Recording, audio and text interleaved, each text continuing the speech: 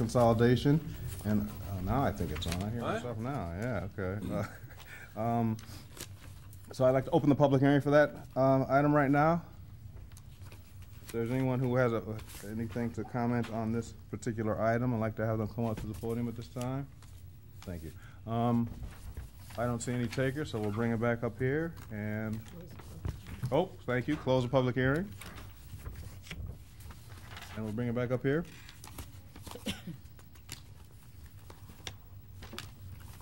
Seeing no comments, I'll make a motion to approve the lot consolidations for 6874 Highland Drive, permit parcels 955-33069 and 037. Second. We have a motion and a second, and we would like to Wait a vote. minute, what parcel number did you? 955-33069, 955-33070. I just read the last three digits. Yeah. Okay, okay. Okay, we have a motion and a second with the appended numbers read all the way through. I think we can go ahead and vote now, please. Mr. Bentley? Yes? Mayor Kraus? Yes. Mr. Mazer? Yes. Mr. Newberry? Yes. Mr. Palunas? Yes. Excellent, thank you. Our next agenda item is for Willow Street. The permanent parcel number for the Willow Street property is 956-39047. I believe there are no new materials on that one. The applicant has come in and talked to the Planning Commission a few times and the Planning Department a few times, and they are still working out the issues on that one. So I would like to entertain a motion to, please. Move to table. Thank you. Second. We have a motion and a second to table. Mr. Mayor? Yes. And we'd like to vote, please. Mr. Bentley? Yes. Mayor Kraus? Yes. Mr. Mazer? Yes. Mr. Newberry? Yes. Mr. Palunas? Yes. Thank you. I think they are making progress working on that project, so we will wish them well and continue to table that one and until they are ready to move with that one. All right, now on to our new agenda items. Our first new agenda item is 5200 Harper Road, permanent parcel number 951-15003, 951-15028. And I think this one we need to schedule a public hearing for this one. Move to schedule a public hearing at our next meeting? A second. We have a motion and a second to schedule a public hearing for our next meeting, and we'd like to vote, please. Mr. Bentley? Yes. Mayor Kraus? Yes. Mr. Mazer? Yes. Mr. Newberry? Yes. Mr. Palunas? Yes. Excellent, thank you. Our next agenda item is the Liberty Hill Apartments project on Hamilton Court and Franklin Drive. And I know we've got the applicants are here for that. Welcome. Going to be dealing with a building material variance and site plan, some reciting. Good evening. Hi there. Evening. Okay, we are going to, we'd like to ask for variance to move on to our next phase at Liberty Hill. Name and address for me, please. Oh, Yeah, thank you. Penny Singston, and the address is 32450 Cromwell Drive. Thank you. So we would like to move on to our next phase. We did a phase last year in 2016 of re-siding the buildings, putting the aluminum siding on over the T111. This year we continue to do the same project, but we are going to be working in the first phase of our project, which are the mansard flat roof buildings. And this is going to include for us to replace the shingles with a vinyl shingle product. And that is the only difference that we have to propose this year. Excellent. I see you brought some show and tell for us. What did you Yes, bring us? this is, I have a photo of, is it on this yellow Yes. upright? Yep, just so Yeah, you can okay. see it. Yeah. So I can see it? Yep, so you can see it. Perfect. Okay, Thank you. so this is a mansard roof on the first phase. As you can see, it currently has shingles on it, and then we are going to replace it, like I said, with this vinyl. It's called, the color is called a rustic cedar. The other colors of the siding will remain the same as our last project.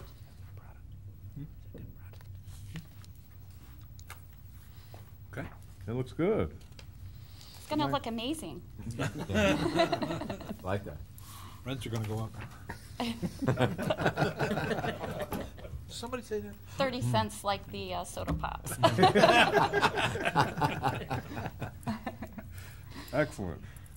So we're dealing with those two variances, the building material and the site plan, the reciting. And did you show us an overall site plan so we can see with the buildings that you're actually dealing with The right now, buildings. Hamilton and Franklin there for us, please? I have that on the other sheet.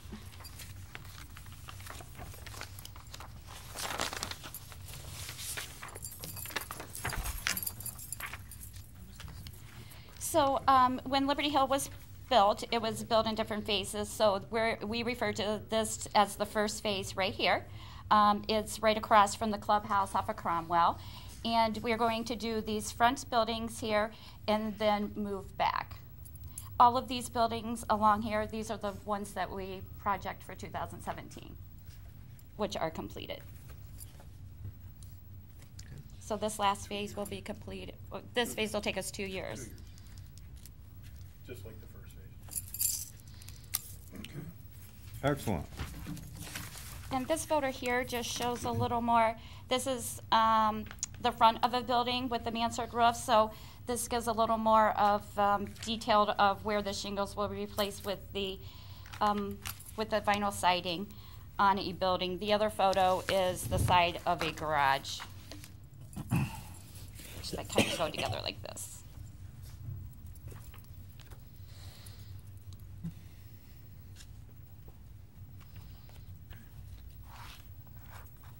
All right, looks good. Thank you guys, appreciate it very much. So bring it back up here. Any comments from the commission members?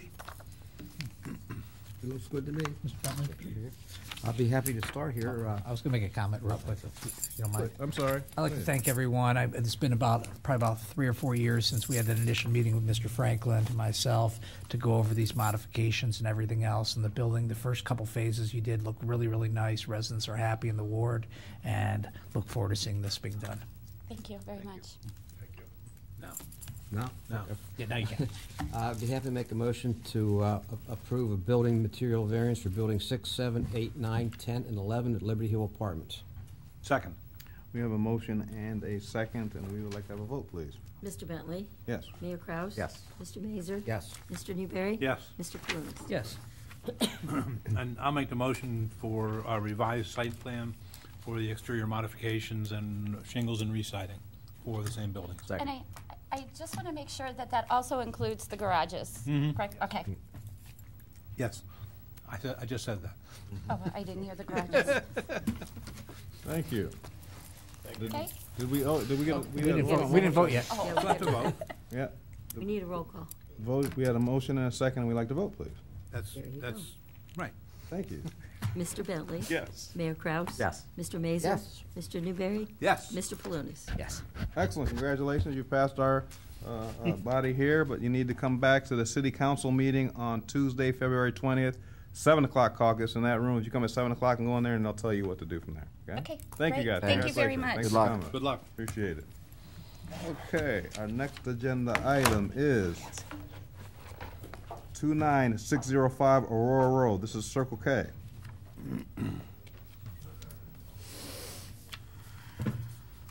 Good evening. My Evening. name is Susan Moore, and I'm with Kupkovic Architects on behalf of Circle K. Address is 6060 Rockside Woods Boulevard, Independence. Welcome. Thank you. We're doing several things, hopefully, at the K to update it. They would like to install a new gas canopy, and I'm going to flip open to the site plan. And with that will go along, obviously, a new fascia, which is one of the things we're here for a color variance.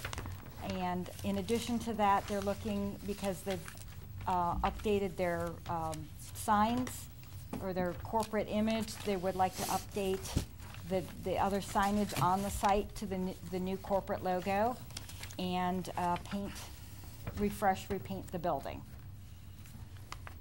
So I guess we'll take it one step at a time. The first item listed is us asking for a color variance. The new canopy fascias, oh, I've got it in black and white, is red. There's the large red at the top, a white stripe, and then the tangerine at the bottom. our first step is to ask for the variance for allowing the red for the fascia, the canopy fascia. And I don't know if you want me to just Keep going. okay. The second item is a foot candle lighting variance. As part of upgrading the canopy, we will be putting in new lights. The site is also experiencing an upgrade as part of the sky.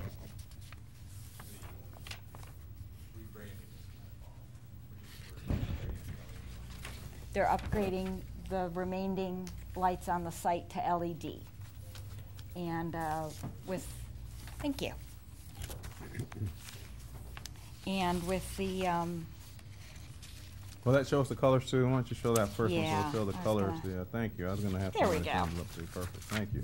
I'll Go. move that one out of the way and get that one centered in Perfect. So there's the red on the top, and you said you call that tangerine? tangerine. I like it. On the bottom there. So that's the colors that we're proposing, right? Correct. Perfect. Okay. Pantone 485 and Pantone 144. Ooh, Make sure you get that's it not as Yeah, fun. Pantone just, numbers Not- just not don't as sound fun. as attractive. Except that unless you're an architect. Not as fun. Well, our job is to make it sound good. Excellent. So let's move on to you're talking about the foot candle. The foot variant. candles, Yep. so again, as part of the site improvements, the canopy will get new lights, and as part of that, they would like to upgrade the LED lights of the existing light poles. And looking at the fixtures and running the foot candle count, we did a photometric and turned it in as part of this package. Mhm. We are .24 above the minimum of 2.5 for the site. Can you show me exactly where you're over that a little bit? Which is it up here in the? Is that the corners of Aurora and Harper right there? Is that? I can't tell where the street is here. It's in the lower left. That's right. So that's right. Is that the only place you're over right there? Where? Isn't it the average? It's the Rob? average, The average for the average? Yeah, site, not so- not at the property And line. Mr. Yeah, our Mr. Chairman, average is on this, two- on this property is kind of unique, that's on the corner there of a main streets and industrial area, so I don't know if we really need to be as concerned with the overflow of light on that property. Correct. I don't really know if we need to be that concerned with it. Thank you. Actually, I was going to even comment that I don't mind having the spillover lighting onto the roadway there, especially when I'm trying to make a right-hand turn in a rainstorm. Excellent. Thank you, gentlemen. Well, I thank you. concur. So the next item that you're. I'm sorry, and the last thing is, there is no residential impact. There's no residence nearby, so, No. yeah. Thank All you. right, keep going. And then our last item is, I'm gonna flip back to the site plan.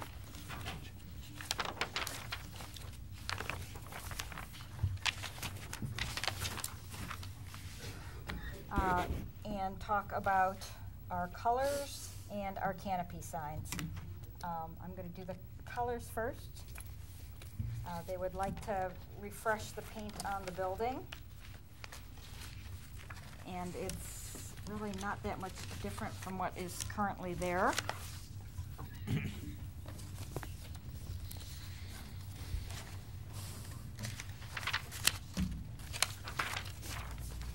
It doesn't, that's the existing building. You can't quite see the colors, but we brought along swatches of the new colors. So the upper color will again stay a nice neutral white. And the bottom brown, I think, is the new color is, I think, a little warmer than the previous color, which I think had a little more gray tint to it. This is more in the warmer brown family. And in addition to that, we are looking at signage.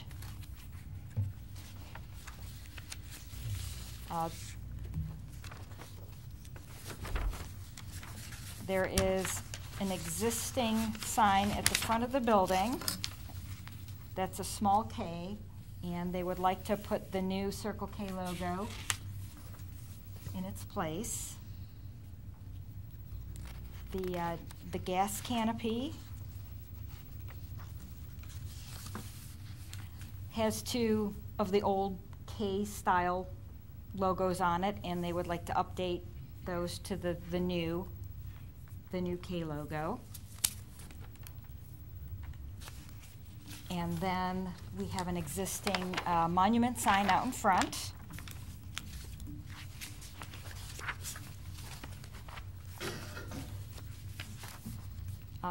That is the existing sign, and this is the proposed updated sign. Per comments in caucus, it was noted that they would like the polar pop panel removed, and we said that was fine. So that will come off. Are you going to reduce the prices to $211 now then? That one I can't control.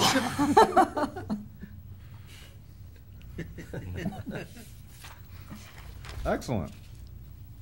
Thank you. Yeah. Okay, so that we just so in caucus it was brought up that the polar pop and there be removed, and the applicant agreed that they would take that off of there. That was, we covered that a couple years ago. Mr. Mazur remembered that we had that issue a couple years ago, and he wanted it to be the same. So and thank you for complying with that. We keep trying for that polar pop because it's popular. These guys don't forget a thing. You didn't bring any for us. All right, so thank you again. We'll bring it back up here. Any questions, comments from the commission members? I'll move to approve for the building color variance for the Circle K at 29605 Aurora Road. Second. We have a motion and a second, and we would like to vote, please. Mr. Bentley? Yes. Mayor Kraus? Yes. Mr. Mazur? Yes. Mr. Newberry? Yes. Mr. Palunas? Yes. I'll move for a .24-foot candle light lighting variance. Second? We have a motion and a second, and we would like to vote, please. Mr. Bentley? Yes. Mayor Kraus? Yes. Mr. Mazur? Yes. Mr. Newberry? Yes. Mr. Palunas? Yes. I'll make a motion for the site plan approval for the building canopy alterations with stipulation that the monument sign will not have any advertising. Second. We have a motion and a second, and we would like to vote, please. Mr. Bentley? Yes. Mayor Kraus? Yes. Mr. Mazur? Yes. Mr. Newberry? Yes. Mr. Palunas? Yes. Well, thank you. Excellent, and congratulations. Thank you. So, same thing again, City Council, Tuesday, February 20th, 7 o'clock caucus, and then they'll tell you what to do once you get in there. It's talk to somebody, and they'll tell you what you need to do. Okay. Thank you for coming, Thank we you. appreciate it. Thank you. Good luck. Thank you. All right, our next agenda item is 5637 Westminster Drive. I believe Mr. Adelson is here. Hello.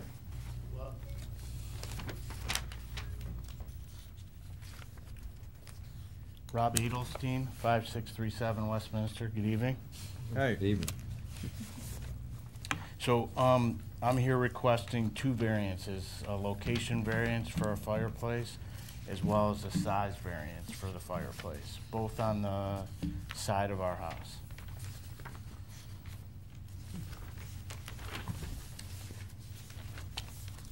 Yes, yeah, site plan, so show us on the site plan of the overall, like, site plan that you got there. You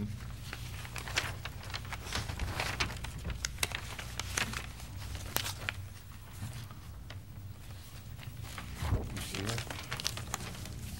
Probably do it like this.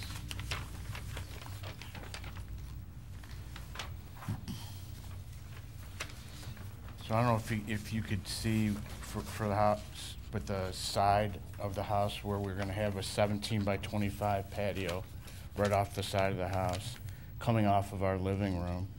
And part of what we wanna do is have the fireplace that's out there, so it'll be kinda like half enclosed, half open. There will be a roof on that as well. Can I put the next one up? Please, please. Mhm. So this kind of shows you this is without the roof, and this is, I guess, what's in question with the variance, with actually having a fireplace on the side of our house as opposed to putting it on the back. And then so that'd be the location variance. The size variance is because of the inclusive of the 2 wood boxes, adding additional length to that.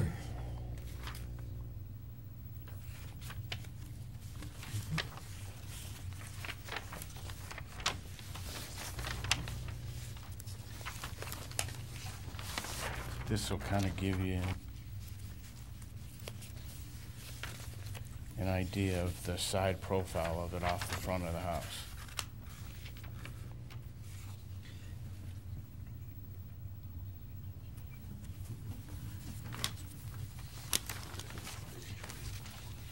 Any questions? I have one question. Did you see the memo from, I don't have any questions specific to the project. The only question I have is on the engineering, that the fireplace addition will be over the existing utilities, and you're aware of that? Yes. And you're gonna have to move the utilities if Yeah, it's so approved? I already had conversation with Dominion, and they've agreed to just move the gas line towards the back of the house. And if there's anything else, but I didn't think there were any other utilities that would be affected by it besides just the gas line. Okay, I just wanna make sure you're aware of that, because Yes. we received this memo. Okay, yep. And then I also received a phone call as well as an email from the Solon Fire Chief as well in relation to the chimney coming out of the roof. And I don't have any issue if that has to be extended as well. Yeah, we have they were unable to give an exact dimension required due to not knowing the slope of the patio, but it would be likely more than the minimum 3 feet is what he said, but I can give you a copy of the memo if you want it. Okay. Yeah, those are my actual questions too, thank Yep, you. same with mine. Yeah, thank you. Yeah, so, I mean, bottom line, whatever we have to do from the standpoint of extending the, you know, we'd probably end up having to just bring the roof down, because it's a manufactured fireplace, so whatever we have to do to make sure that it meets the code on that, it's no problem. I would assume they probably want a spark arrestor and all that kind of stuff in there too. Yeah, so Yep. I'm sure it's in here, but yeah, as long as you're aware and willing to abide by all of those rules, it's, you know. I see the lot is on the corner, right? It's a corner Correct. lot, so it's kind of facing, yeah, okay. It's on the side, away from the garage there, right? Yes. Yeah, okay. All right, and we have no comments from your neighbors, which is a big deal to me, so everyone's happy with it, so. I haven't heard anything. Have you? I heard from a couple of the geese that occupy that pond Yeah. down there. They were upset. They'll be on there anyways. Yeah, they will. I have a question for, the 6-inch height variance, that accommodates the height adjustment that maybe, that's, Correct. That was added Okay. by the planning board. okay, great.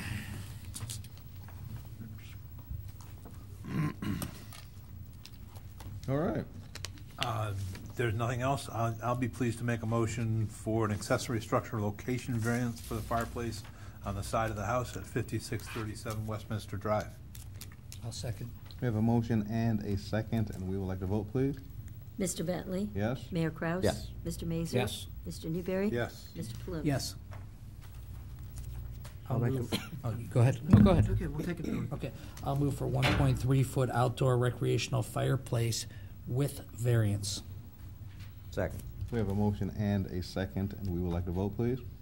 Mr. Bentley? Yes. Mayor Kraus? Yes. Mr. Mazur? Yes. Mr. Newberry? Yes. Mr. Palunas? Yes. And there's another with variance. I'll make a motion for a 1.3-foot outdoor recreational fireplace with variance. Second, and that, just for clarification, I believe that's the bottom? Yeah, that's the 3.6 foot was for the upper section, and the 1.3 foot is for the lower section. So in essence, there's 3 variances, or? 'Cause I 3 only have- variances and there's 1, 2, 3, Four. 4 variances. Okay.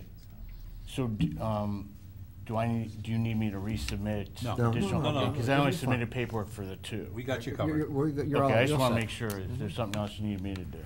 Okay. Nope. Seconded? Did I hear a Yep. second? Mhm. Okay, so we have a motion and a second. Would you like to vote, please? Mr. Bentley? Yes. Mayor Kraus? Yes. Mr. Mazur? Yes. Mr. Newberry? Yes. Mr. Palunas? Yes.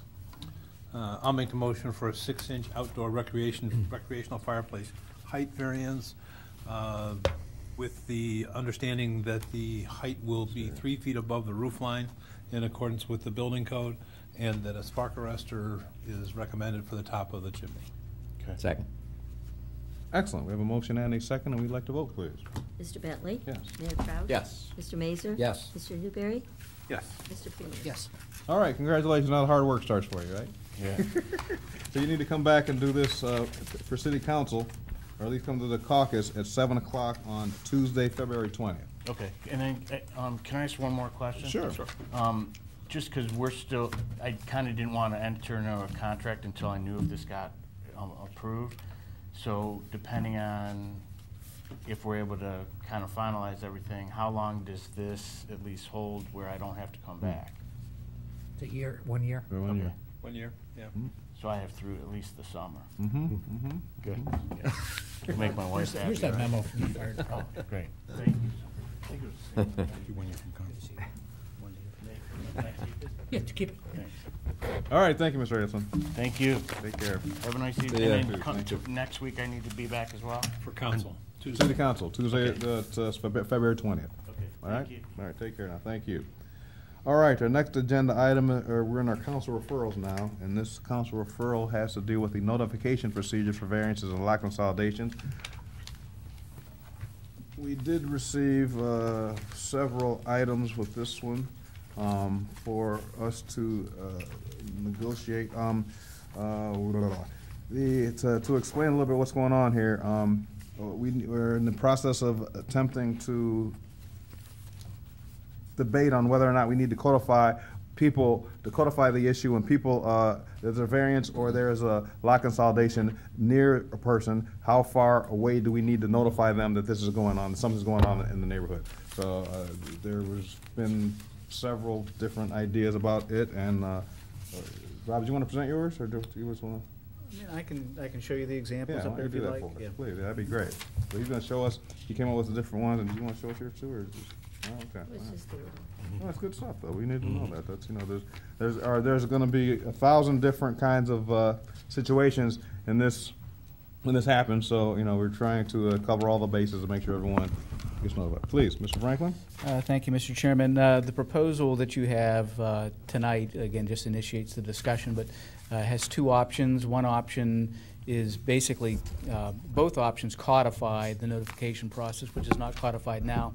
Option number one, which you have, would codify the current process. So essentially, any property that is adjacent to a property that's subject to a variance would be notified of the variance, and it would, the ordinance says, proposes that happen within 10 days of the meeting, which I think meets the timelines right now, where we can talk about that further.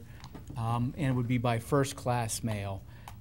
The clerks also does take some, use some logic when they're looking at these and say, well, this isn't contiguous, but maybe it's fairly close, so they notify anyways. But if we codify the ordinance, and obviously the codified language will be what would apply. So you have the one that codifies the existing process, contiguous properties only are notified. And then you have an option number two, which has the same basic requirements, that it's first-class mail, notification at least 10 days before the meeting, but establishes that it's a 100-foot radius. All properties within a 100-foot radius of the subject property are notified, and that would be within 100 foot of any portion of that property. Both of them also have requirements where failure to deliver, I mean, the clerk's office will mail the notice, but failure of delivery does not nullify what the commission's or council's actions are. And I provided you some illustrations. I'm not sure how clear they were. Maybe it might help if I explain these to you. So if we could even zoom in even a little bit further, that would be great. This is showing a couple of things. It's showing the radius. The 100-foot radius is this area right here. So any if you're doing a radius, anything within that touches on that radius would be notified. And how that acts in practice when you're comparing the two different options. So let's say that the property with the variance is right here. Okay, that's marked with the pin.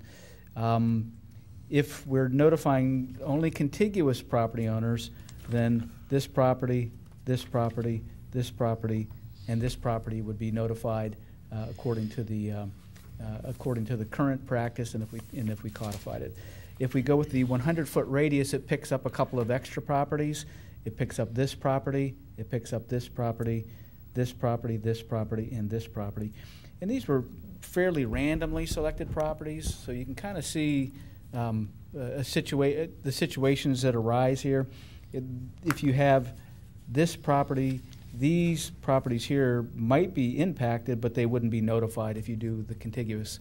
Now that probably would be picked up by the clerk. The clerk would probably look at that and say, oh, well, they're going to notify additional properties. But that's kind of an example. But Councilman Palunas, you had a question? I think, do you want him to finish it and then I'll ask questions? No, it's okay I think to that ask. explains the general concept. I have other illustrations, but I think, Rob, with what we have now, it's working what we have now. If we codify what we have now, it makes a lot more sense than to do the option 2. I'd rather go with the option 1. But the question I have for is, if you want to put up a photo, I can give it to you. For instance, Liberty Hill from tonight earlier. If we did 100, if we had a house on North Roundhead, and we had a 100-foot radius, we would have approximately 2 or 3 apartment buildings that everyone would have to be notified, which would be apartment owners are renters, apartment tenants are renters, and they really wouldn't typically have an objection to a 2 or 3 foot driveway with variance or something like that. Or if we had something at Giant Eagle, 100-foot radius would cover either the Solon Park Apartments if one part, or if it's another part of that shopping center, it would be the senior housing. We'd have to notify residents in the senior housing.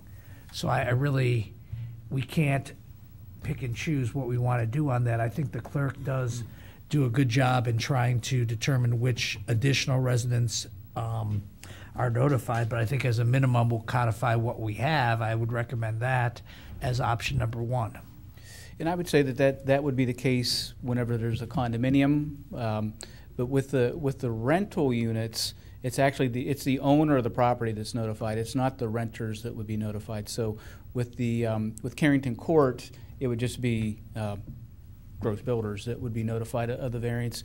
And if they're owner occupied, the owners are notified only. So that's the worst case scenario that could happen. These requirements, if you were to adopt them, would apply now and 20 years from now. So you could run into that situation. But again, just remember that the renters would not be notified. Well, if we did it in a high-density area, such as the ABC streets, we would notify people. If you have a 100-foot radius, you would have on a quarter acre lot, we'd have to notify maybe 12 people, 14 people. There's an example. I have an in the- example here, yeah. Because I asked that we look at that because that was a high-density area. And whatever the commission decides to do and whatever is you decide is the correct solution is the correct solution. We're just trying to show you with the effects of the two. So on the ABC streets, which the lots are all similar size, on this example, this would be a subject property that or a variance would be requested. Under the notifying contiguous property owners, then you would notify this person, this person, this person, this person, this person, and this person. So again, I agree that would be more of a worst case scenario. The extra properties that would be picked up would be 1, 2, 3, 4, 5, 6, 7 additional properties would be picked up. The ABC streets, again, is probably our highest density area, the smallest lot zoning. There are other situations that are kind of interesting, though, like in the industrial area. You do have situations where you have narrow lots. This is on Solon Road. Say that the variance was here. If we were just notifying contiguous properties, we would notify here, here, here, the ones in yellow across the top, the thin property that's unoccupied across the bottom, and the business that's really adjacent on Carter Street would not get a notification by the strict letter of the ordinance because it's not contiguous to the lot next door. And I think what you're trying to do, at least I think, is we're trying to eliminate subjectivity as much as possible from the notification process. So you're correct. The problem with the 100-foot radius is you're going to capture additional properties that maybe have no interest in it. The advantage is that you won't have situations where there's a small lot next door and separating a lot. That you would still get the notification. Everybody would be treated the same. Well, I have a question. On the first example you gave, the ones on Churchill Downs from Bluegrass Oval, it looks like, from the GPS as you provide us with it, that there's two of the lots are actually touching it's not touching the affected lot. Okay, I Could we have the understand. overhead? Yeah, so we can show. Yeah, it's not touching the this the is- lot with the pin in it. Okay. And this Okay, happened gotcha. it really was random. It just was one of the first examples that I'd asked that we provide you some examples, and it was the first one that they come up with, and it kind of illustrates the advantage of the 100-foot radius. That if they were, let's say you were building a building back here, well, maybe these people might feel that does affect them if it's a large building that a variance is being asked for, a large garage, whatever. They would not be notified because they're not contiguous to this lot. They're close, but they're not contiguous. They are within the 100-foot radius, but again, they're not directly contiguous.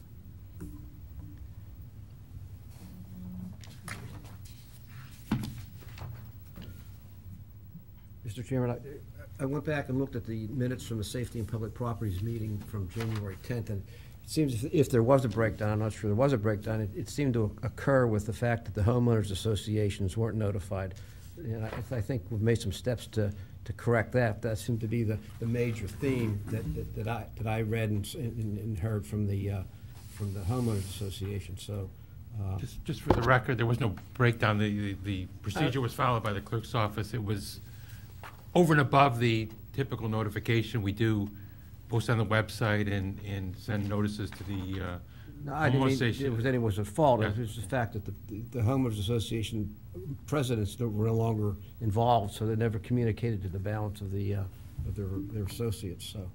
And I think that one of the things that you'll want to at least consider is the notion of eliminating subjectivity from our notification processes. As it is right now, the clerks is forced to sometimes make interpretations and say, well, wait a second, there's a thin lot separating it, so I'm going to notify more, which is fine. Just understand that if we adopt the ordinance in that manner, there'll still be a certain amount of subjectivity, because I'm presuming the clerk's going to look at that ordinance and say, well, this person probably should be notified, and notify above and beyond what the ordinance says. Yeah, I'm concerned, sometimes I get concerned about the subjectivity. So the 100 feet radius does address that, and I had the same concern that Bob had about the apartments too, but that kind of alleviates that with the fact that it goes to the owner as opposed to all the renters, so. Yeah, I think the more people that get notified, the better. The only other caveat that I can think of is that we don't want it to become too onerous on Right. the. I was thinking about that You too, know, we yeah. don't want it to. That's another problem. Then if it is codified and it has to be that 10 days, and we can't make that 10 days, and some people are going to have to wait longer and longer and longer until they can come before us because people aren't notified. So that's just another avenue or section or something we need to think about. Councilman, did you want to talk about anything while Should I come up there? No, you can stay there. I think you're okay. Yeah, you got a mic. Thank you. I want to thank Mr. Franklin for putting the information together for this meeting. And to go upon what Mr. Mazur was asking about regarding the safety committee meeting. So when it comes to the homeowners association, I guess it's my understanding that the homeowners, it still relies on the homeowners association to then notify all their residents. And, I'm hoping that the council will adopt option 2, as it takes some of the subjectivity away from the clerk, as well as, increases the communication within residents. And then there is a defined metric versus saying, well, this one might be affected and that one may not be affected. So I'm in favor of option 2, if that helps anything. Thank you very much. Thank you. We have another councilman here. I'd like to ask if he would be more than welcome to come up and. The original issue was related to the homeowners association. I don't know that this solves that problem. I think it does include additional homes, which is a good thing, but it doesn't solve the homeowners association problem. If they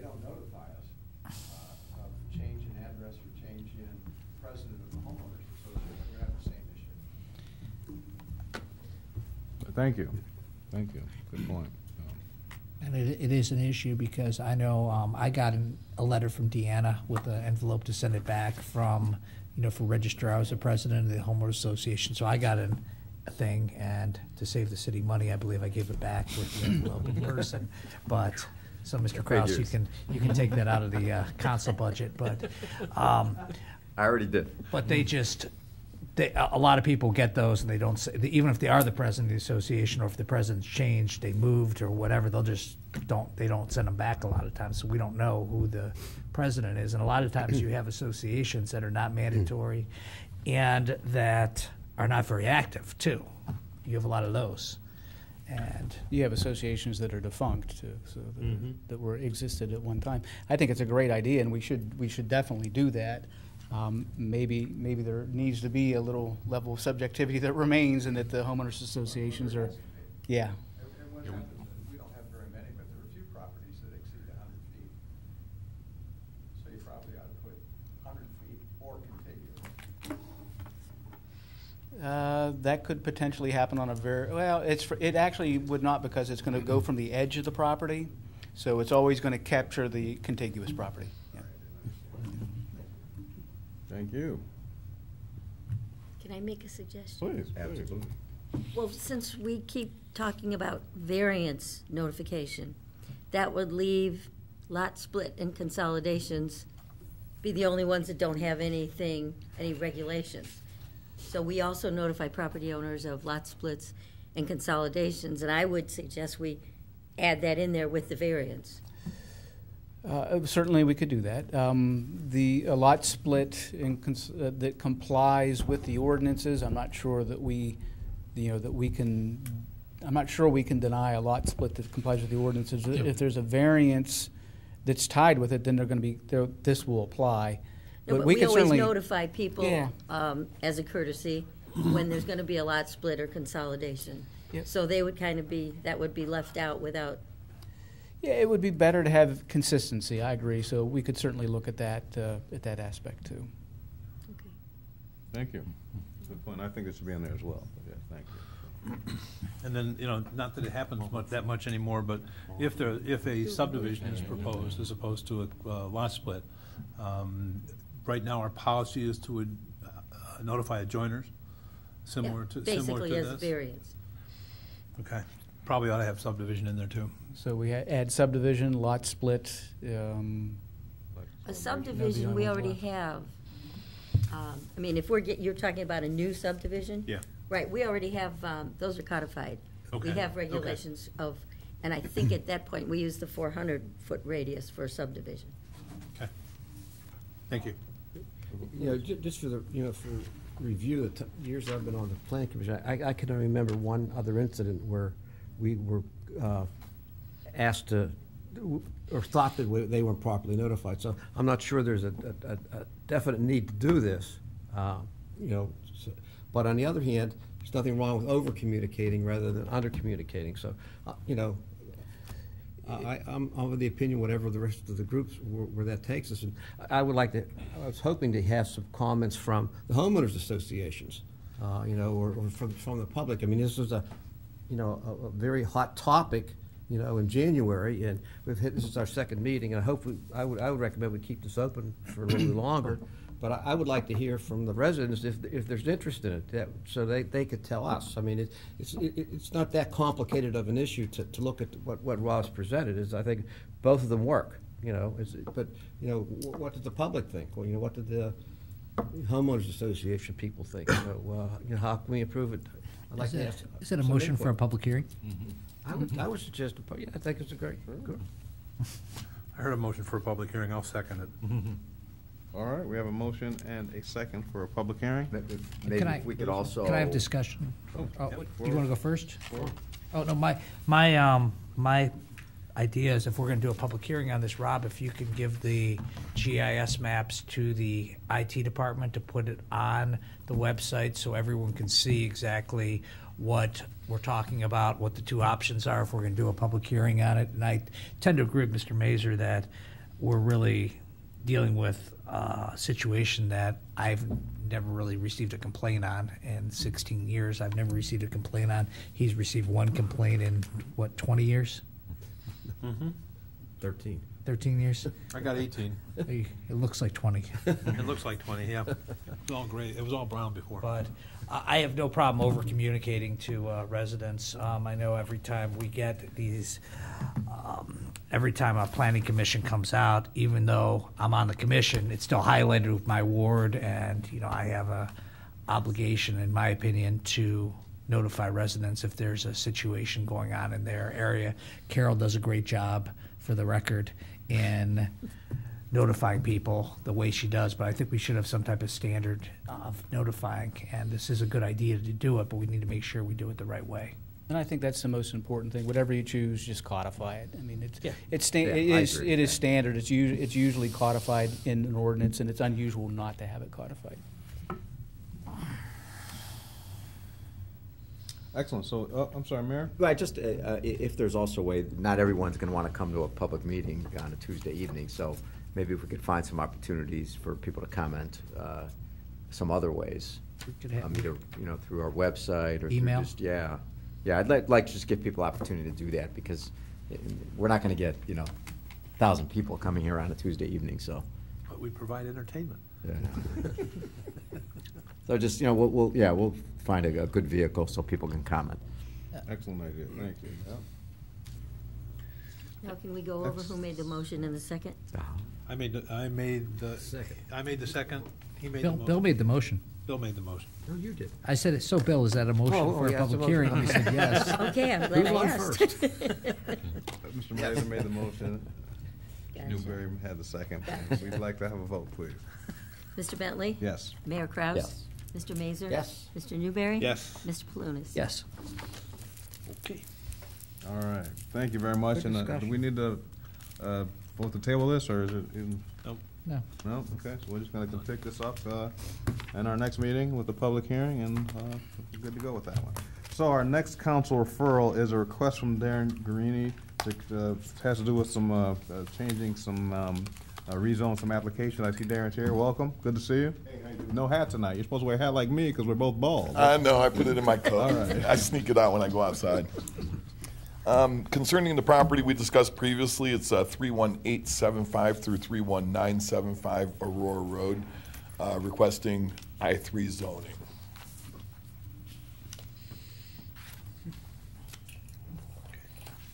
These are the same, this is the same parcels that you were asking for? Yes, the same ones for a year or so before. ago? That long? Okay. Mr. Franklin, this comports essentially with a portion of the master plan that was updated a couple of years ago? I mean, I could show you the master plan real quick if you'd like to see it. Please. Just the picture, yep. Can I ask a question of the applicant first? Yes. I don't have an issue with this, but I just wanted to ask for the record if this would help you market the property a little bit better, or if it would help you sell the property. I know you have an available sign there, so what can the city do to help you out with this? To be honest with you, I don't know the answer to that.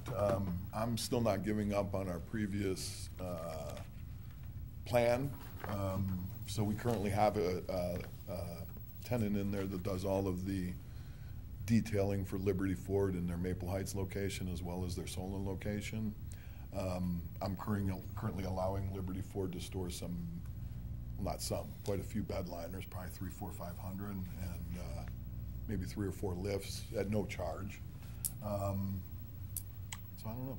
So I don't want to, I'm just trying to ask you, because I don't want to have you be put in a position if we want to follow our master plan. We also want to try to help you with the property because it's been vacant for, or partially vacant for a while. Mm-hmm. So if it's rezoned from the current zoning to this, would it be a benefit to you to have that done? I don't think how it could hurt, because as you told me, it's only added to, right? It doesn't take anything away.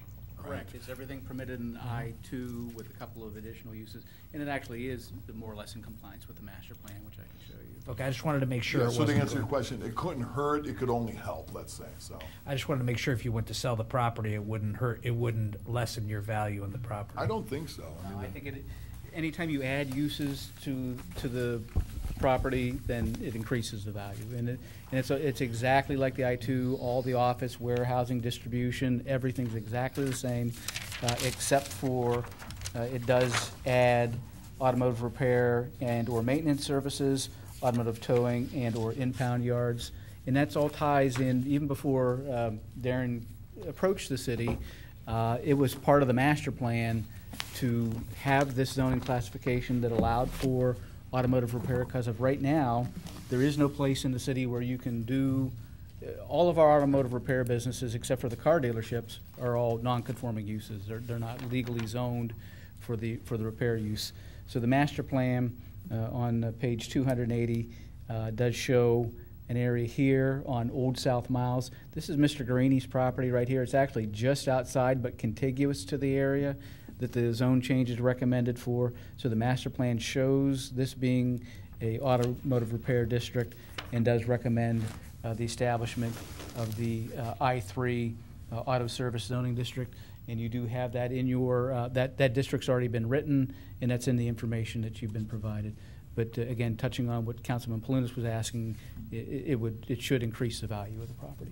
I would say that if somebody did go in there and did automotive service, it would have to be on a strict, basis as far as their waste, as far as their oil. Or That's why I was asking, because I deal a lot in this area for my full-time For job. So I wanted to make sure that you knew about some of the negative secondary effects with those types of. Well, up to now, it hasn't been used as an automotive facility, let's say. So, but I guess moving forward, I'm sure that the city has pretty strict ways of disposal of. Well, it'd be more of Ohio EPA or. Yeah, or the EPA. Yeah. Well, Rob, the request is before us is just for the two parcels that Darren owns. How do we incorporate the spirit of the master plan, include everybody else on Old Miles Road? It's not uncommon to say to propose that you implement the master plan and that you include an adjacent property, that you implement the master plan and modify to include an directly adjacent property. Do you have to have permission from the owners of the property to do that, or?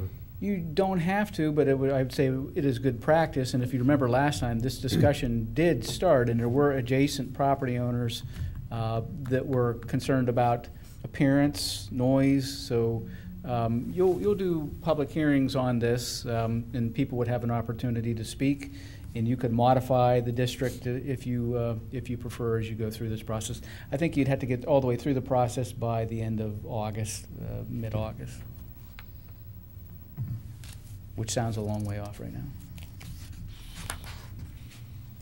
Probably be good for notification. Yeah, I think hopefully to proceed is that we should include, the other 3 or 4 property owners in the process to make sure that they're aware of it. Yeah, a couple of the property owners are already businesses that this would make legal, so, but there is an office use property in the area. And we did notify them previously, and they did come into meetings. So that could be the next step to make sure that those potentially affected property owners are given notice. Is it 100-foot radius? Everybody within 100 foot.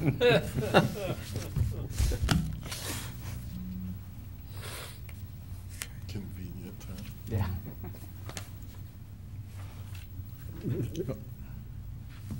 I would like to make a motion to schedule a public hearing, ongoing public hearing, and Sure. as part of that method to notify adjacent property owners according to the current process. I'll second. We have a motion and a second. A quick comment. I think that it would be, we have the master plan, so I think it'd be a great idea for us to go ahead and implement it for everybody over there to, just to follow the master plan that we have in place, because that's the right thing to do that. So now we'd like to have a vote, please. Mr. Bentley? Yes. Mayor Kraus? Yes. Mr. Mazur? Yes. Mr. Newberry? Yes. Mr. Palunas? Yes. Excellent. Thank you. Thank you. And we'll see you next time Thanks, Darren. probably again. Thanks for coming and bringing this back to our attention. All right, so with that, that's all of our items on our agenda for this evening. And now I believe we have a couple of minors. Mr. Franklin's going to turn around and go right back up there for us.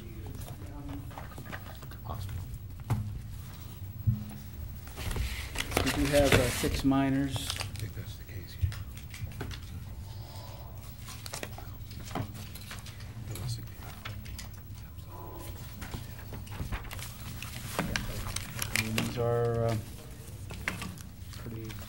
very significant here.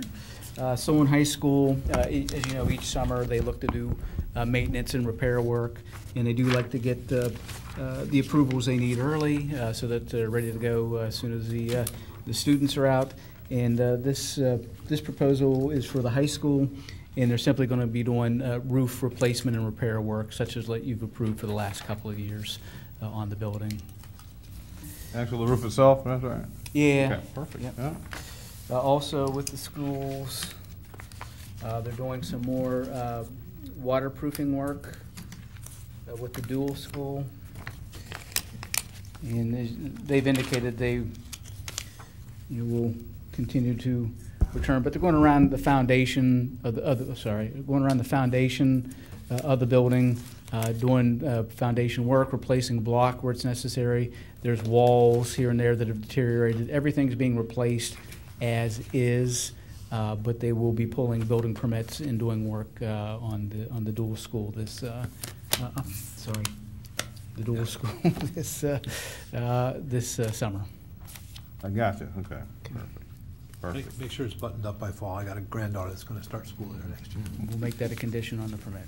And then the next issue is First National Bank. Again, very, very simple thing here. And as we talked about at one of the previous meetings, I'd like to find a way in the ordinances that we can amend these so that we're not showing you all these small things. But on the First National Bank, which is being constructed right now, the lighting plan had shown light poles out by the street. Not enough room in this area here, so they're moving the light pole back into the green space there. Pretty simple thing. Alessi's, you had approved and council had approved an addition on the back of the building because they were using the downstairs area. As you recall, within the area where the projection will be built on the back of the building to the east, then where the projection would go, there's some equipment going in there.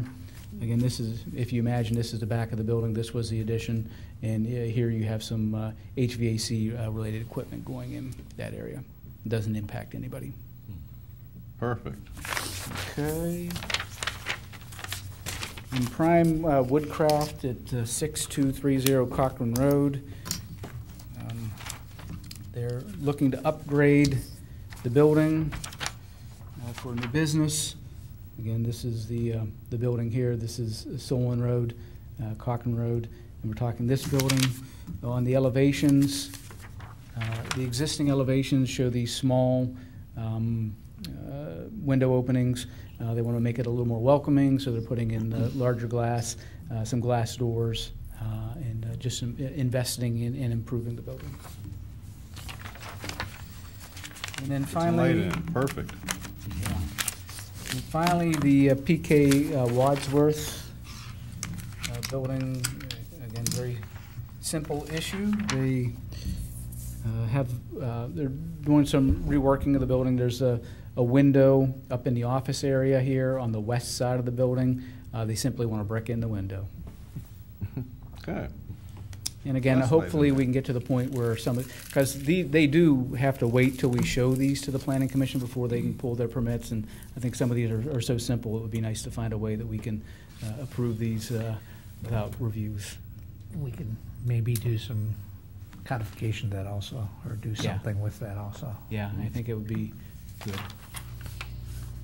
Yeah, I think it's been mentioned before that anything that is not going to be visible from the street specifically and in the industrial zone really doesn't affect anybody except the people inside the building, so. Yeah, and it'd be a way to make our system a lot more business friendly than having to wait 2 weeks for something like this. Especially on something like that, because they could get the project done in 2 weeks rather than waiting for us to review it, so I wouldn't have a problem with that. So we'll submit some proposals on that.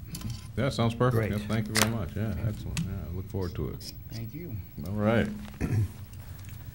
So at this time, I'd like to ask if there are any comments from the commission. I'll start with Mr. Mazer. I actually have a couple. part of my concerns were alleviated prior to this. I was going to speak about the move of 5 of the wards into the Arthur Road facility. My concerns were the parking and the traffic, which I thought would be a real deficit, plus the displacement of almost 100 special needs children from the school. But learning that tonight that's been proactively acted upon by the administration, so my concerns are somewhat limited. So I'm glad that the dialogue occurred, and I'm glad that there seems to be a positive approach to it. So I think the city has been able to turn what might have been a very negative situation to a less negative situation. So I'm very happy to hear that, and congratulations to those involved. I'd also like to compliment the mayor on 2 meetings that I was privileged to attend at the Solon Chamber of Commerce retreat a couple Saturdays ago, in which he presented his vision for the city for the next century.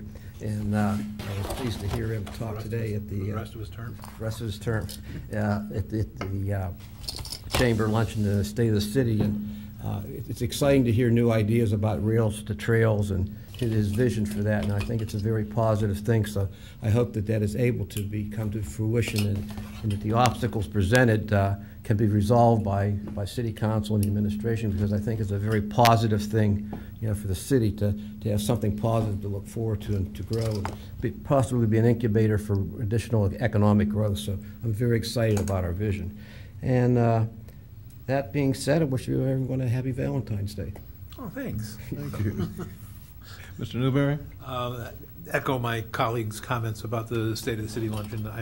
I found it entertaining to go this year.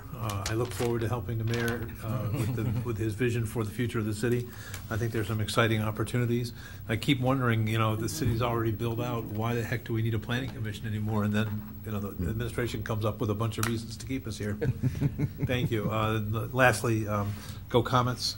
The boys are still undefeated. Yes. And the girls are ranked ranked number 1 or close to number 1 in the state, and the girls are ranked number 3 in the region. That's awesome. Thank you. Councilman Polonis? Based on Mr. Mazur's comments, what happened on the Board of Elections was looking at moving 5 wards into the Arthur Road School. Every ward except for Ward 4 and 5 would go to the Arthur Road School.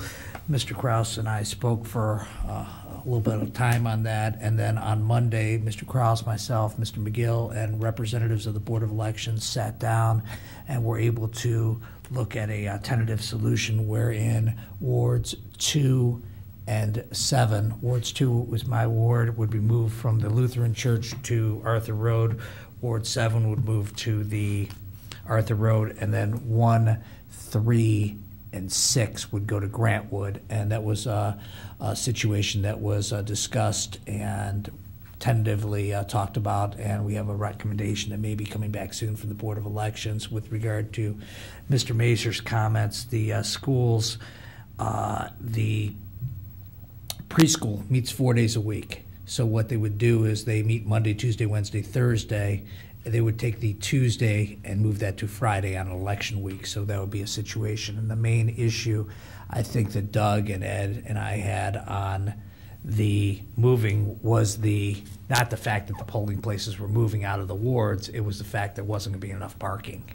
And that was the main thing, and it would stop people from voting, and people would say, there's a lot of cars here, we'll come back later, and then not be able to vote and not be able to get there on time. So I thank Ed, Doug, and the 2 representatives from the Board of Elections for having that meeting with us, and I think it was pretty productive, and we'll be able to get something resolved shortly. Excellent. Thank you. Councilman Sullivan, any comments? Ms. Butler? No comments. Please. You sure? Yeah. I've said my piece. All right. Well, thank you for coming. We really appreciate you coming here. Councilman McGill, would you have anything you'd like to say? Thank you, Mr. Chairman. Okay. Thank you for giving me a chance to speak. I appreciate it. Well, thanks for coming out again. Ms. Bueller, any? No comment. Oh, No comment. no. Mr. No comments. Attorney? No comment. Carol? I feel like I should make some, but I don't have any. No one wished anybody else a happy Valentine's Day. Happy Valentine's Day to everybody from the mayor. Just Doug, Bob, thanks. I think it worked. It's not perfect, but it's a lot better than what they first proposed. So, and thank you for your comments, and thanks for being there today. Much appreciated. All right, thank you. Now, at this point, I'd like to ask if there are any comments from any members of the audience at this time to close us out. And I don't see anyone coming to the podium, so we can entertain a motion to adjourn. I'll make the motion to adjourn. We had a second from somebody over there. I think it was Roger. We'd like to Oh, it's vote. Bob? Okay, good. We'd like to vote, please. Mr. Bentley? Yes. Mayor Kraus? Yes. Mr. Mazer? Yes. Mr. Newberry? Yes. Mr. Palunas? Yes. All right, thank you.